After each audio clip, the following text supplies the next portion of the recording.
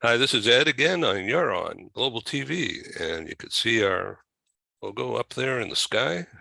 We're working on this logo to try to fine tune it a little bit. Thank you for being on Global TV. Our very special guest today is coming to us live in Ireland. Wonderful to have you, Joseph McGUIRE from Clearsight. Tell me more about your business and yourself. Well, firstly, thank you so much for having me here, Ed. It's an absolute pleasure to meet you. Thank you. Thank you. Yeah, apologies. Yeah. My business is about literally reading people, especially reading people's faces. I work with an ancient Chinese tradition, which is a 3,000-year-old tradition. And the understanding is our static facial features reveal so much information about personality, character, behavior style, communication style, stress triggers and responses, and a lot more besides.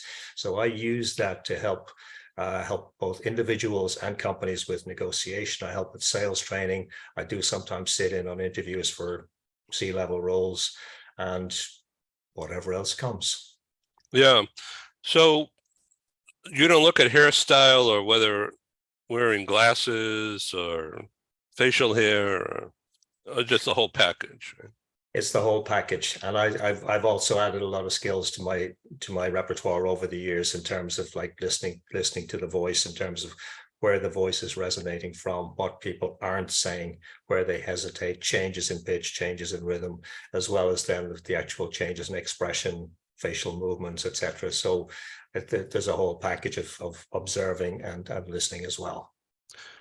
So with the advent of COVID, of course, and people being isolated and jumping on Zoom or Meets or Teams, it's really become important because even to this day, 3.5 years later, some people are afraid of that little green light.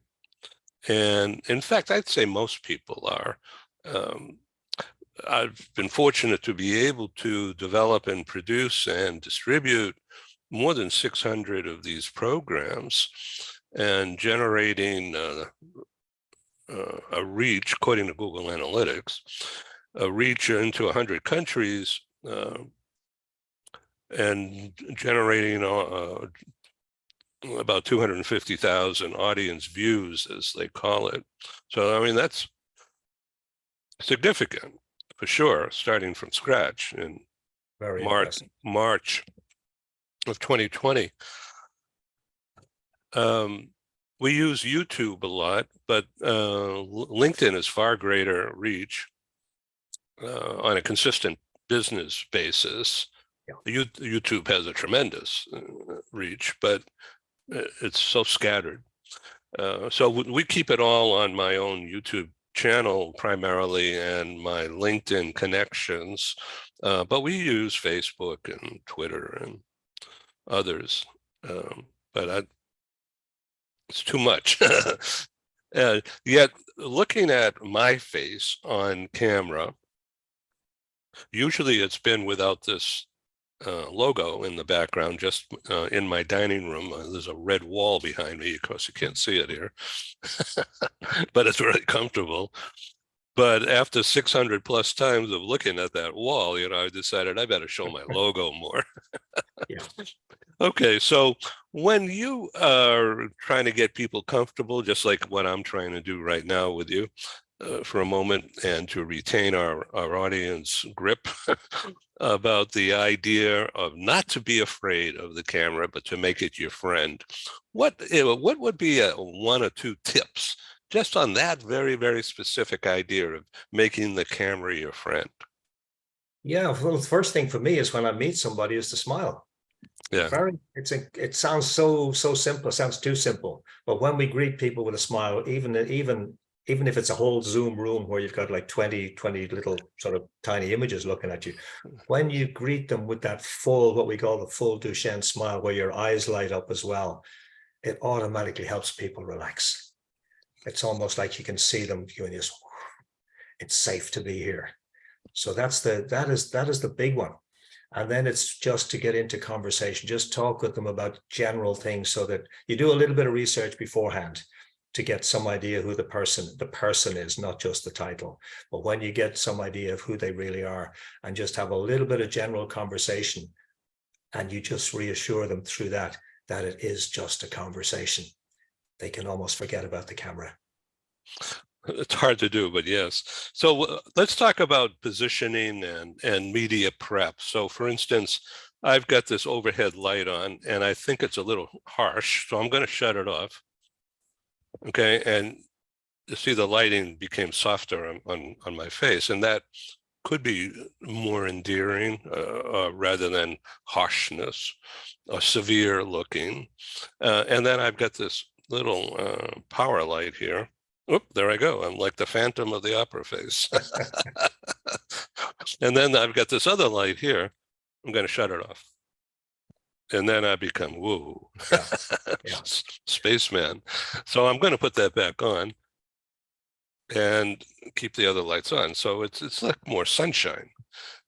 And that creates what you look at. It's more people friendly, I guess. Absolutely. Absolutely. And you have to bear in mind too, people are going to have all sorts of reactions anyway, because we come from wherever we're coming from, whatever we're carrying at the time. Yeah. And like you mentioned Zoom, going on Zoom, and that whole adjustment there recently, or in recent years.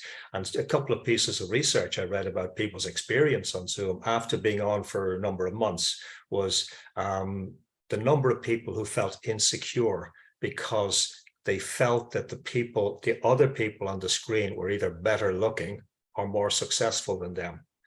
And the one I found really strange was the number of people, because we're not accustomed to seeing so many faces looking back at us, the number of people who felt it triggered aggression. Ooh. Oh, you mean a fight or flight? Fight or flight kind of thing, because they felt intimidated by so many faces apparently looking at them. Yeah. Yeah. So can you see the captions on the bottom of the screen? No, I can just see your name.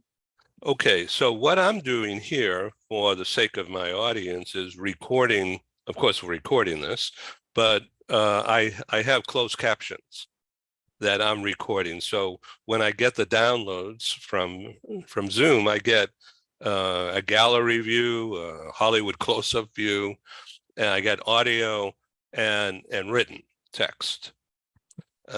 So transcript, basically what it is. And it's an AI, artificial intelligence. And so sometimes the words don't print out right. But let's talk about that one thing. Looking at the words that are computer generated, and sometimes they are not what I said, there's some other language or something, gobbledygook.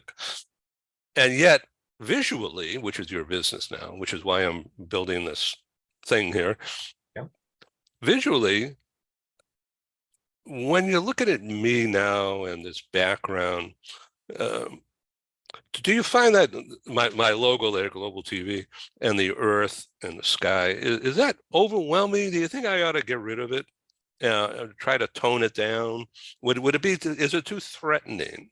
Because you're in a gray-white background, wearing a pastel color shirt, it's very comfortable, and I'm the exact opposite. So I was wondering if you would like to comment to the audience so they really get what you do. Sure. Yeah. I would suggest toning it down a little. For me, the blue, that dark blue, and I get why it's that dark, but for me, that's a little intense. And that's even speaking where blue being my favorite color.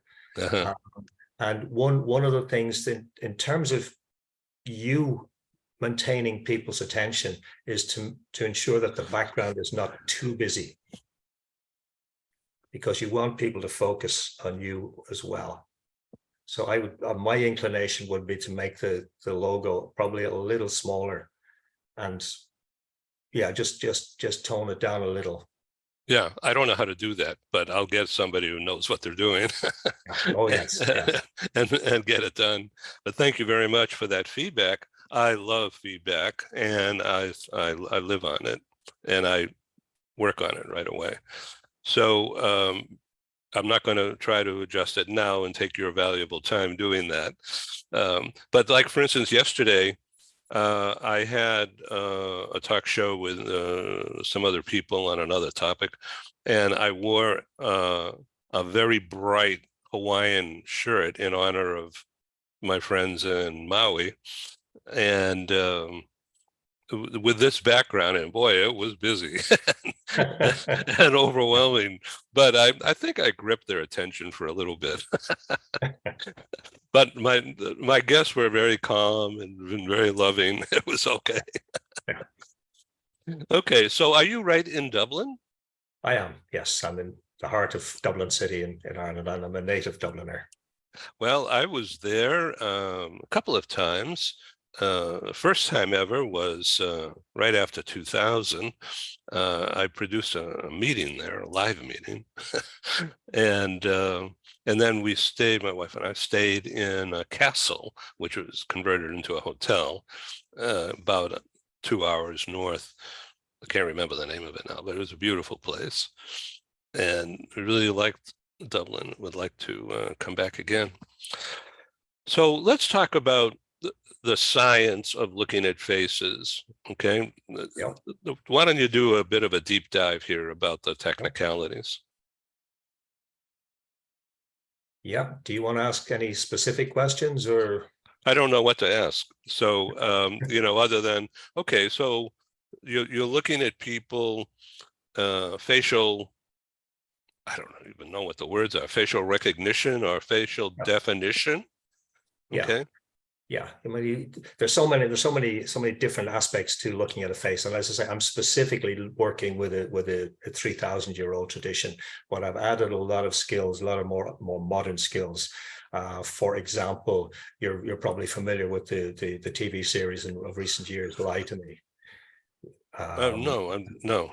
Well, that was a very popular TV series, and it was based on the idea behind it was this particular institute run by this guy, Dr. Lightman, and he would take a glance at people and he'd be instantly able to know whether they were lying or speaking the truth or what questions to ask. When he worked for all sorts of, shall we say, undercover government agencies, and that series, the first series of that program was based on work by a research psychologist in California called Paul Ekman. And he did a lot of work over many, many years researching different societies, indigenous and Western societies. And what he found was that there were 7 universal, what are called micro expressions. So I pay attention to that as well. So I've added a lot of more modern skills as well as the ancient one. But why my business is called Clearsight is because people don't realize how much information they're communicating before they speak or move a muscle, literally in clear sight. So when I'm looking at a face, for example, if we divide the face into 2 vertical halves, the right side of the individual face reveals the public persona. The left side reveals the private persona. So if you do a little exercise, if you get a good facial photograph of any given celebrity, and you just cover one side of the face and ask yourself, what message is the visible eye giving you? And then switch to the other side and ask, is that the eye that's now visible giving you the same message? You'll often find with celebrities and politicians that both eyes are giving you very different messages. You get a strong sense of, oh, this is like, if they're smiling, it's often a social smile. It's a practiced smile, but there's no light in the eyes. It's just something they've learned to do. So there's no crinkles, or it's just a big-eyed blank. Yeah. Open your eyes, and that is making it neutral then. Yeah, absolutely. Or you've got the eyes which are almost closed, the very narrow-eyed, like practiced by former President Donald Trump or Clint Eastwood in his famous movie characters. And when you see eyes that are naturally narrowed like that, it tells you that this is somebody who's observing you quite clinically.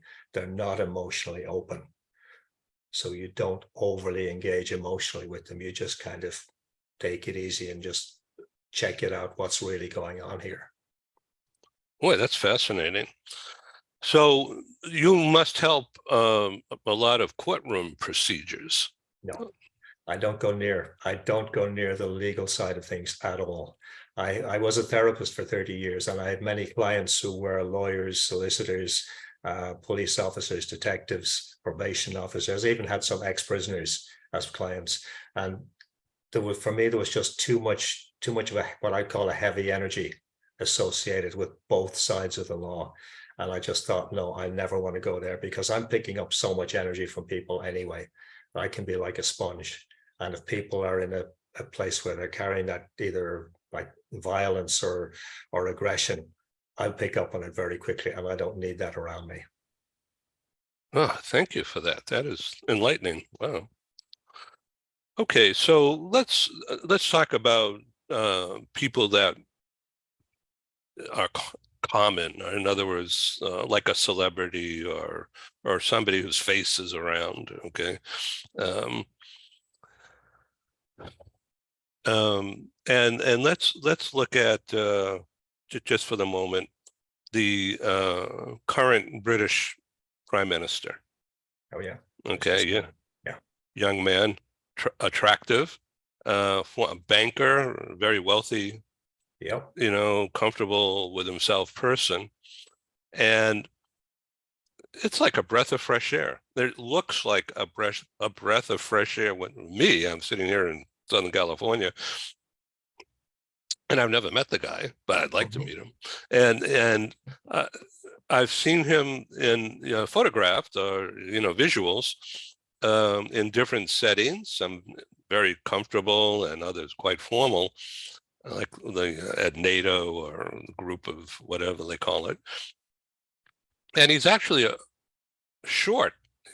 He appears to be like he's a big guy, but big guy meaning tall and slim, but he's actually almost like a track runner physique. I don't know whether he's active in that way. I wouldn't be surprised, because he is giving confidence appeal. That's what I see. All right. And so far there hasn't been any scandals. So he's careful and are very well practiced, or just honest and just doing his thing comfortably, which we haven't seen in like the British prime ministry since Margaret Thatcher, I think. Yeah. Well, I have no party or political affiliations, whatever. And obviously I'm in Ireland as opposed to Britain, so I've no connections whatever with British politics. But I do spend a lot of time observing politicians.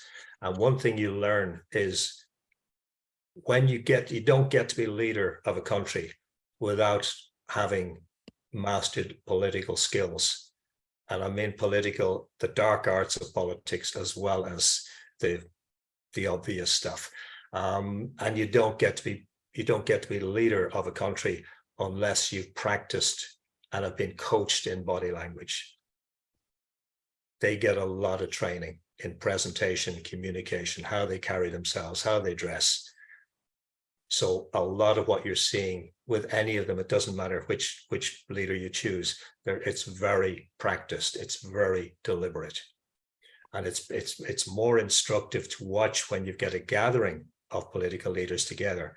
And if you can get a video of how they're moving, you'll tell who are the ones who are really confident, the real leaders, and the ones who are, shall we say, a little lacking in self-confidence and self-awareness. That's always very instructive. I remember watching it was a BBC program some years ago on leaders and political leaders and body language, and it showed a recording, a little clip of at that time he was president of the US, Bill Clinton, and he was at a funeral. He was walking in the procession at a funeral, and what he obviously didn't realize was that there was a camera on his left side, was a camera on his right side, and he noticed the camera on his left side. And when he did that, a tear rolled down his left cheek. But what he didn't realize was the camera was also on his right side, and his right side was smiling. That's weird. Oh boy. Yeah, that's pretty weird. That's pretty weird.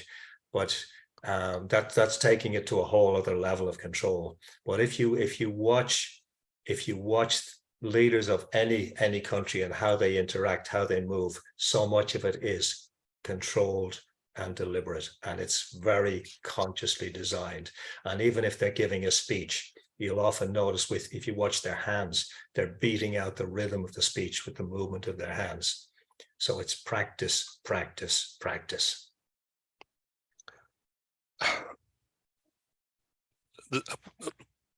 Mr. Putin has a closet case right there. Yeah. Terrible things that he's doing and have done. But when he's on camera now, and he's well trained in clandestine arts, but he's putting out an image on purpose. Oh, yeah. And especially in the last month or two, that is different than when he and Donald Trump were paraded in front of the cameras as good buddies. Yeah. Well, he's a totally different. Yeah. He's a man under serious pressure now. He knows things are not going as he intended. Obviously, we had the recent Wagner group, the rebellion, the insurrection, whatever you want to call it. There are rumors about his health. We don't know for sure whether they're true or not, but he's presenting an image of being the man in control. Any video you see of him, he's sitting at the far end of a table from people. So he's creating the legend, if you like, of I'm the man. You're in my territory here. And again, you mentioned like Rishi Sunak being a short guy. Putin is a short guy, very short guy, and he's over many years now. He's presented this image of being super macho, the strong man, right? And he's still looking to make sure you get the message. He's serious. He's in control. Even I don't speak Russian, but when you listen to him speak, it's either very short, clipped phrases, or it's very is almost like barking at you. And it's all, again, designed to give the message, I'm the man, I'm in control, regardless of what's actually happening. Yeah, interesting, isn't it? Okay, now what about females? Mm-hmm. I mean, everyone who's a professional in, it doesn't matter what sex they are, it's the same. Yeah. Well, women are for many guys, women are an infinite mystery in so many ways, and it's what a fascinating mystery. Women they're more attuned, generally speaking, and I try to avoid generalities, but generally speaking, women are more attuned to reading body language and picking up the subtle signs, and they're very, perhaps because they're more influenced by internal hormonal happenings and changes and processes, they're more attuned to the emotional nuances of body language and people's behavior. And so often I've found, even in casual company with women, they'll notice, or they'll make a remark that, oh, yeah, there's a lot going on with X there, or X isn't happy. And I'll ask, okay, how do you notice that? Oh, I just feel it. So women have that, whether you call it sixth sense, gut feeling, but women are very frequently very tuned in there. But for me, in terms of reading women, yeah, again, women reveal so much, and I've probably got more. I definitely have more female than male friends. So I seem to have an ability for making women feel comfortable in my presence. Interesting. So, what about facial hair? We both have a little of that. Both have a little there, and but I used to have a full beard when I was much younger, but now it's just I would never do that again, even in white. But I love this. It just sort of the way that my face is shaped, and sort of like an egg thing. But so it's sort of like a point, mm-hmm. exclamation point. So And here I am on camera a lot, maybe too much, but so do I have? I assume I appear like a normal person, although certainly recognized to be in front of a camera a lot. So I'm very comfortable doing this. Absolutely, yeah. Yeah, well, facial hair, obviously for many years there was a tradition of lack of facial hair. It was kind of out of fashion. Where if you look back at photos, like I was a huge I had a huge passion for studying the American Civil War, and if you look at any of the leaders on either side there, they almost all had big bushy beards. Where now it's become much more hip to grow a full beard. But it depends on the individual. For some, it's very clearly, and when I'm looking at faces anyway, it's very clearly an indication in some cases that they're growing the beard it's almost like to extend their chin, to appear stronger, more dominant. Where others, they actually look really confident, and it looks really elegant. In my case, I'm just growing it to prove I can grow hair somewhere. No. I just jumped out of the shower, so I'm all slicked back here. But so usually, because I've got so I put slick on it because the hair was just blowing out. And if you look at any of my other shows, you'll see big hair. So let's just talk about how people tilt their head when they're speaking. Somebody once said that if somebody looks up while they're talking, they're not honest. No, that's not. Oh, they look to the right or look to the left. None of that is real. That's just a balance thing. Yeah, well, there are reasons why people do it, but the thing of like leaning your head to the side, that's generally regarded in body language terms. That's generally regarded as an indication that you're listening respectfully, and you're actually showing your jugular vein. So you're being vulnerable to the person. So is it over here or is it over there? The jugular is on either side. Oh, okay, right there. But if you were to damage your jugular vein, you wouldn't be around for very long. So when you're exposing it, like you'll see it with animals will do that when they're being open to you and wanting affection. Like if you have a dog, for example, the dog will often come to you and they'll expose their neck. So it's telling you you're the master, and they're showing deference and respect. But the thing of looking, whether right, left, high, low, it depends on the individual. And when we're working with body language, we talk about getting what's called a baseline. So you talk with somebody about nothing of consequence, and you see what they do. And for example, you ask somebody about what was your favorite holiday, what was your favorite vacation, and you look at where their eyes go for that, and that tells you they go in a particular direction for a visual memory. And if you talk about what was the most unhappy experience you've ever had, their eyes will go somewhere else. Or if you ask it like, what was the address? What was the first address you ever lived at? Which is more about numbers and detail. Their eyes will go in a different direction. So you check where their eyes go for a particular kind of information, and that's the relevance of eye movement. But in terms of whether looking to determine whether somebody's lying or not, there's no specific indication that somebody is lying. You need to get a cluster of information and then check it. So in industry today, we've all heard about work from anywhere, work remotely, hybrid. And now there's a lot of companies saying, hey guys, you need to show up here. We need to see who you are and what you're doing. Yeah. And you need to network with these other people we have as employees.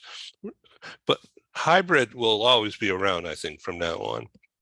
Absolutely. So how does a manager, a leader, let's just say a manager, transform themselves into being a coach and a talent developer rather than a manager, like a puppeteer of people? Yeah, that's a big issue in so many companies today, because so many people have actually been promoted beyond their level of competence and they've been given no training. And that's a huge error that so many companies are making. So if you're going to promote somebody to be a manager in the first place, you need to train them to manage. And that's not a natural skill for so many people. And manage themselves. Manage themselves as well, because they're going to come under pressure. They're going to come under pressure from below. They're going to come under pressure from above. So they have to manage themselves, and that requires coaching, training, mentoring, and so many companies don't provide that, and that creates potentially massive problems. And like I've come across it so often in companies where the staff feel they're being micromanaged because the manager doesn't really know how to do the job, and that puts the staff under pressure, and they start to go absent. They start looking around for other jobs. They're just not as productive. So there's so many problems resulting, and we've had the term, what is it, the great resignation or quiet quitting. We've had a lot of that in recent years, and a lot of that stems from companies not training the managers properly to be managers. Now, a lot of the people that have quit jobs insisted that I work remote or I don't work for you. Well, women. Yeah, understandably, because particularly if they've got families or they intend to have families. And for a lot of people, then working remotely has been just such a comfortable change in lifestyle. It has enabled them, it was just given them much more freedom than they had in the office. So when you get that, for a company, when they get that situation, it's very important they have an actual conversation as to what's really going on. And they ideally, they would be surveying their staff about what's really going, what are the benefits, what are the pros and cons, and why they prefer it.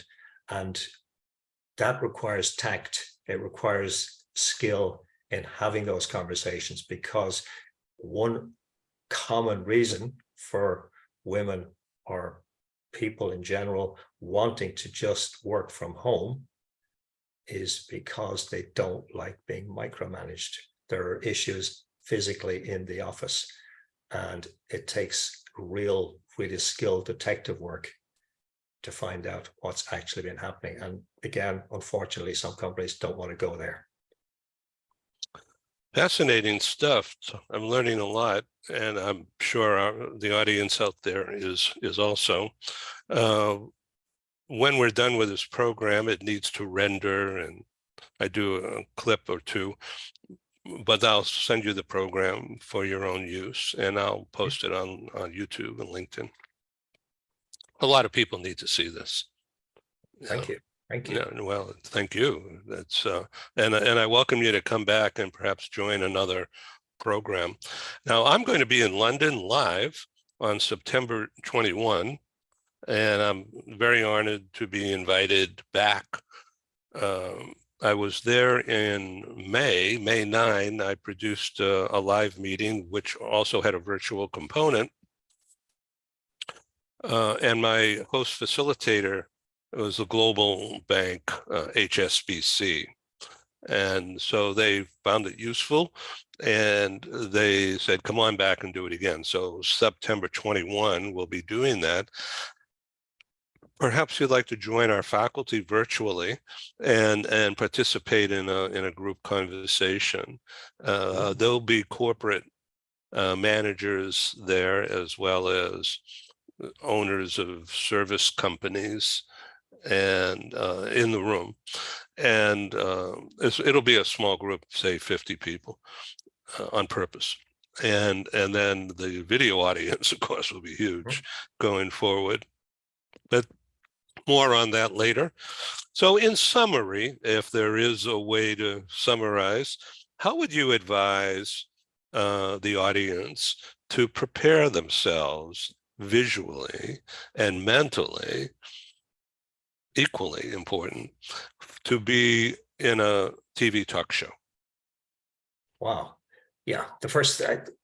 For me, the first thing, it starts actually with the background, making sure your background is not too busy, that there are not too many things in the background that are going to distract people, because you want to be seen. Even if you feel nervous, you still want to be seen, and you want to be noticed. Otherwise, there's no point in showing up. And then there's what you wear. Are you comfortable with what you wear? or is what you're wearing blending into the background so that you're almost half invisible? You're just like a head, which doesn't serve your purpose either. So that there should be contrast between what you wear and your background. Then there's the technical stuff you would be far more tuned into than I would in terms of the lighting, etc. But making sure that you can be seen, like you demonstrated with the lighting, that if you get the lighting wrong, and it creates strange shadows. And that's a reminder, actually, the first US presidential debate that was televised, right, with Nixon, yeah. Kennedy. And Kennedy was the young up and coming. He was the challenger, but he went into the studio well before the program. He made sure he was made up. He had the TV makeup, which you need for TV cameras. He made sure he talked with the people in the studio, so he knew exactly what was required. Nixon flew in late. He was ill. He wasn't taking medication he needed to take. He was perspiring. He didn't want to wear makeup because it was unmanly.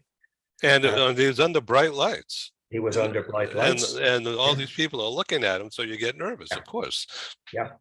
Yeah. So that was where he got the nickname Tricky Dicky.